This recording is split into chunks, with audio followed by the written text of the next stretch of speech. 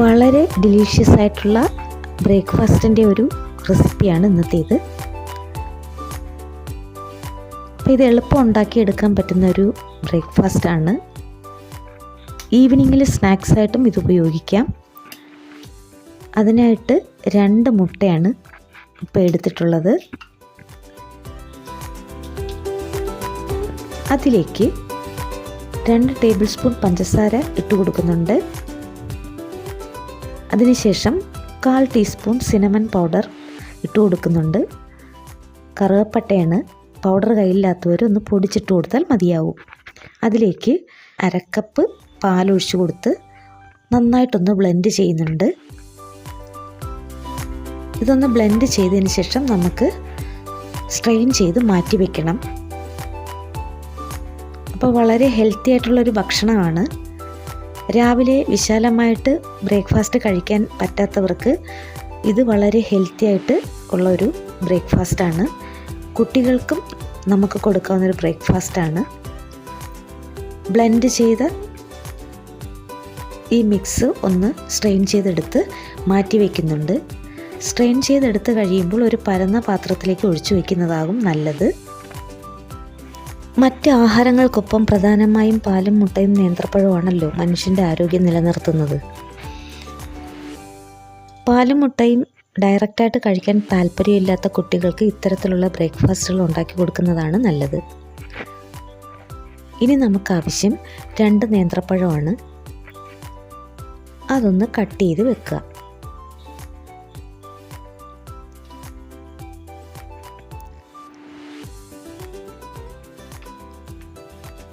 Slice ചെയ്തതിന് ശേഷം അതൊന്ന് മാറ്റി വയ്ക്കുക. അതിനുശേഷം ഒരു പാൻ അടുപ്പിൽ വെച്ച് 1 ടേബിൾ സ്പൂൺ ബട്ടർ അതിലേക്ക് ഒഴിച്ചു കൊടുക്കുക. അതൊന്ന് ചൂടായി മെൽറ്റായി വരുമ്പോൾ അതിനകത്തേക്ക് നേരത്തെ മിക്സ് ചെയ്ത് വെച്ചിട്ടുള്ള ആ മിശ്രിതത്തിൽ ബ്രെഡുകൾ ഓരോന്നായി ഡിപ്പ് ചെയ്ത് ഇതിനകത്തേക്ക് ഇട്ട് കൊടുത്ത് തിരിച്ചും മറിച്ചും മുറിച്ചെടുക്കുക.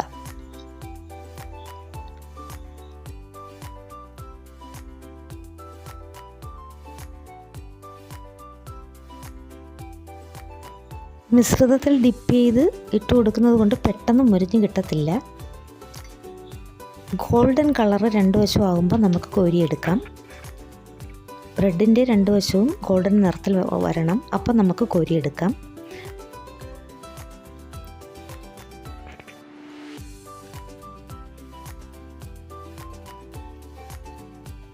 പാനിൽ ഒഴിച്ചു കൊടുത്തിട്ടുള്ള ബട്ടർ 2-3 ബ്രെഡ് മുറിച്ച് കഴിയുമ്പോഴത്തേക്കും കഴിയും.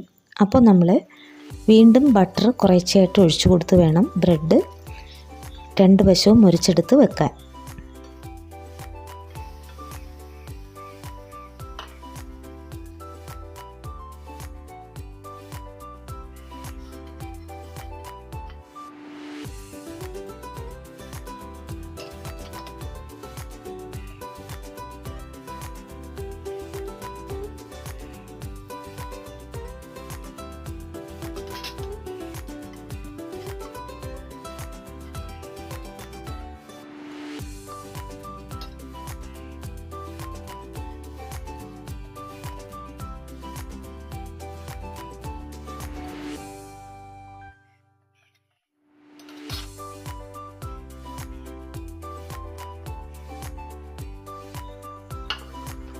ഇനി നമുക്ക് ഈ പാനിലേക്ക് തന്നെ 2 ടേബിൾ സ്പൂൺ ബട്ടർ വീണ്ടും ഒഴിച്ചു കൊടുത്ത് ചൂടായി വരുമ്പോൾ അതിലേക്ക് 2 ടേബിൾ സ്പൂൺ പഞ്ചസാരയും കൂടി ഇട്ട് കൊടുത്ത് ഒന്ന് കാരമലൈസ് ചെയ്യുന്ന പരുവത്തിൽ എടുക്കണം.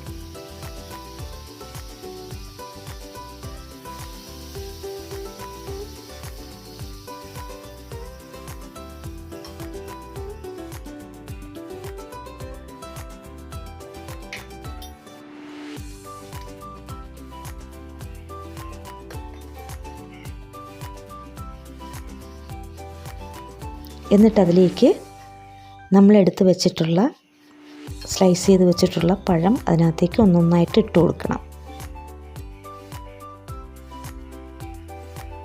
ഇട്ട് കൊടുത്തതിന് ശേഷം 1 മിനിറ്റ് നന്നായിട്ടൊന്ന് കുക്ക് ചെയ്ത് വരുമ്പോൾ കിട്ടുമ്പോൾ അതൊന്ന് തിരിച്ചിട്ട് കൊടുക്കണം.